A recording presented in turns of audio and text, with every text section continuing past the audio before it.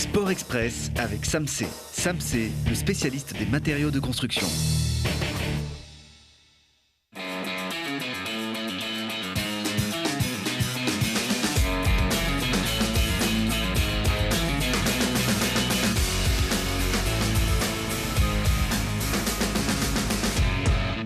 Bienvenue à tous. Tout ce qui fait rayonner les pistes, les stades, les tribunes, c'est ici. Et c'est chaque lundi, mais on n'est jamais au bout de nos surprises. Et il est rare de vous conter l'aventure d'un club historique, grand par le talent, mais petit par la division dans laquelle joue son équipe première. Alors quand le FC 2A joue, comme en Ligue 2, au Stade des Alpes, la charge émotionnelle dépasse le cadre du sport. Récit Jérémy Pinard. Des sourires et des applaudissements pour une dernière ovation. La fête se termine pour le FC 2A. Les joueurs amateurs disent au revoir à la pelouse du Stade des Alpes qui ne leur aura pas souri ce soir-là. La logique a été respectée et Martigues, club de Ligue 2, s'est imposé 5-0. Pas de quoi rougir pour le porte-drapeau du foot local amateur qui célèbre malgré tout la soirée. Non, moi j'ai kiffé le moment, franchement j'ai kiffé le moment à fond, même si on a perdu 5-0, pour moi ça ne reflète pas le match. On a donné tout ce qu'on pouvait et on a eu des bonnes phases de jeu quand même et franchement on a kiffé. Une fête derrière laquelle se cache l'énergie bénévole de tout un club amateur. 2 semaines de travail acharné pour l'organisation d'un événement comme celui-ci, alors pas d'exception pour le jour de match. Dès 7h du matin, le stade prenait vie.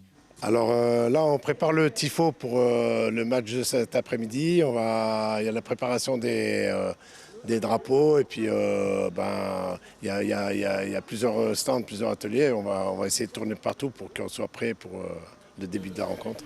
Au siège du club, 5 heures avant le coup d'envoi, les premiers supporters sont présents et le club est en effervescence pour cette journée.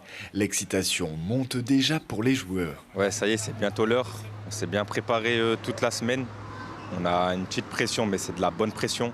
Donc on va essayer de se qualifier pour nos familles, pour le club et pour la ville. C'est un moment, ça va être un moment historique pour le club. Donc comme on a dit, c'est une fête et on va tout faire pour réussir la fête. Un projet sportif mené par cet homme, Dallas, directeur sportif du FC2A, tenait à remercier les joueurs avant le match. Aujourd'hui, je veux une belle fête.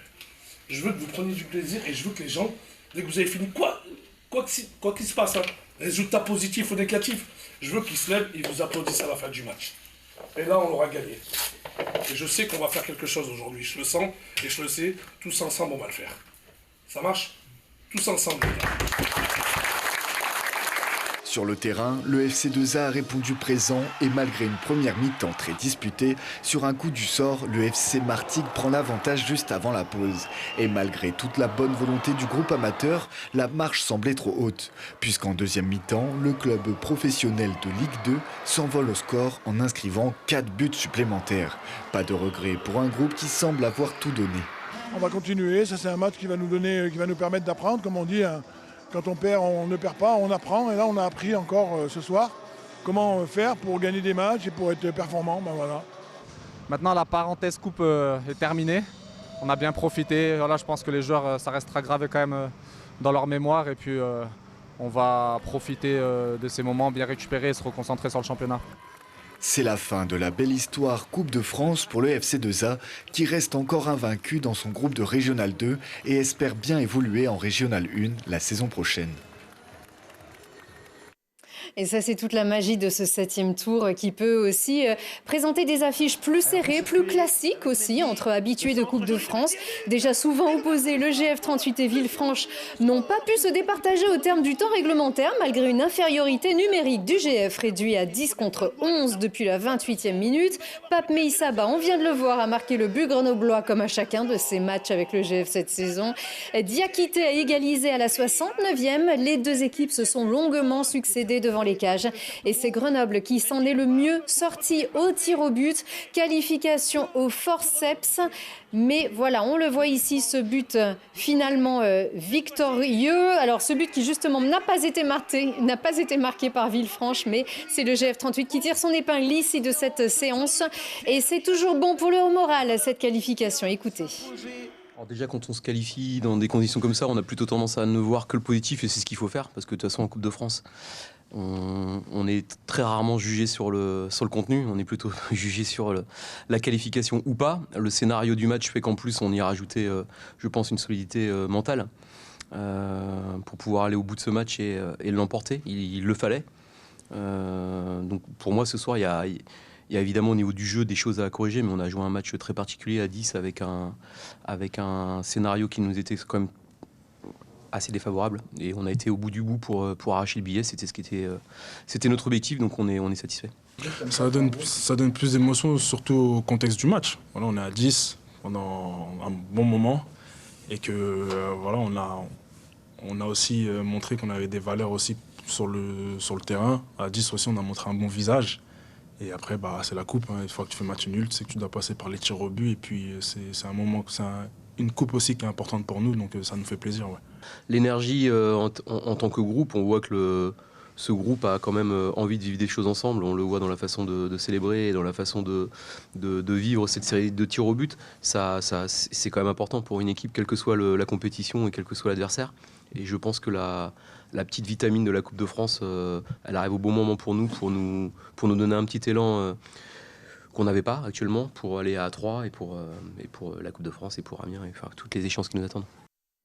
Et le GF se déplace à 3 ce vendredi pour la 14e journée de Ligue 2. On rappelle que les Grenoblois sont 8e et restent sur un nul et 2 défaites. Et tout va pour le mieux en revanche pour le FCG Rugby, qui est désormais seul en tête de Pro D2. Les Grenoblois se sont imposés, alors non sans difficulté, contre Angoulême vendredi soir. Une belle résistance des Charentais qui ont même marqué les premiers. Mais le FCG, patient, solidaire et bien organisé, a pu se concentrer pour terminer en trombe, comme souvent au Stade des Alpes. 3 essais en une poignée de minutes ont fait grimper le score jusqu'à 37-7, avec bonus offensif, s'il vous plaît, décroché sur la sirène. Les Grenoblois, qui semblent décidément très forts cette saison, prennent donc la tête du classement avec un point de plus que Montauban avant une petite trêve. Ils rejoueront le 28 novembre contre Colomiers à Grenoble encore. Les Amazones, en revanche, ont été battus à domicile dimanche par l'ASM Romagna, 8-32. Et puis défaite à domicile contre Montbrison pour le PVBC, le Pays Voironnais Basket Club, et qui a perdu 50-55. Et comme elles font tout pareil cette saison, les Iséroises, leurs voisines du BCTM La Tronche-Mélan, ont perdu au Charlet face à Nice, 76-83. Le BCTM est 8e. Et on part sur la glace danoise de Aalborg pour savourer aussi une qualification européenne des Brûleurs de Loup. Après 3 défaites l'an dernier à domicile sur la même compétition, les Grenoblois ont su prendre ces demi-finales de Coupe continentale par le bon bout, et ce, malgré une défaite 3-5 pour commencer contre les locaux vendredi. Mais les Brûleurs se sont relancés samedi contre les Polonais de Katowice, qu'ils ont battu 4-2. Et ils ont gardé le rythme. Ensuite, un sacré rythme contre Brasov, la première équipe roumaine qualifiée à ce niveau de l'histoire. Battue 11-1 par Grenoble, un festival de buts dont un triplé de François Beauchemin. Le sort des Grenoblois dépendait de la dernière rencontre de ce dimanche entre Aalborg et Katowice. Et les Polonais ont gagné avec 3 buts d'écart, ouvrant la porte de la finale à Grenoble. Ce sera du 16 au 19 janvier, peut-être à Grenoble qui a candidaté pour cette finale. Lui aussi sera en finale à Pôle Sud. Une excellente nouvelle pour Kevin Emoz, qui s'est donc qualifié pour la finale du Grand Prix qui se tiendra à Grenoble du 4 au 8 décembre prochain. Un exploit réalisé vraiment par Kevin, qui s'est surpassé au Grand Prix d'Helsinki ce week-end. Il était 2e du programme court. Il a tenu la distance sur le programme long, avec juste une chute sur le premier quadruple, mais le Grenoblois a déroulé par la suite. Et donc, c'est magnifique pour celui qui avait complètement raté sa saison l'an passé. Cette fois, il se hisse parmi les tout meilleurs patineurs du monde, qui se retrouveront donc à Grenoble début décembre pour disputer cette sorte de finale de Coupe du Monde de patinage. D'ici là, pour célébrer la qualification pour la finale des Brûleurs de Loup en Coupe continentale, quoi de mieux que le classico de Ligue Magnus contre le champion de France en titre, Grenoble-Rouen. C'est ce vendredi à 20h15 à Pôle Sud.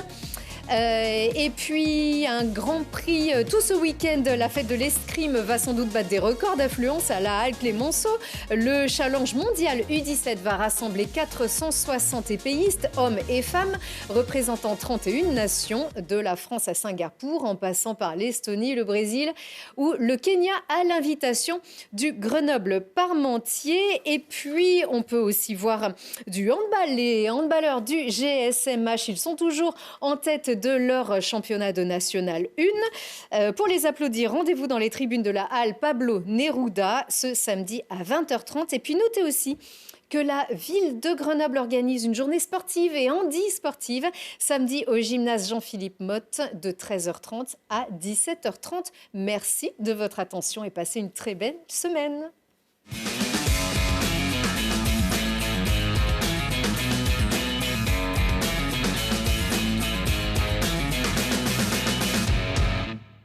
Sport Express avec Samsé. Samsé, le spécialiste des matériaux de construction.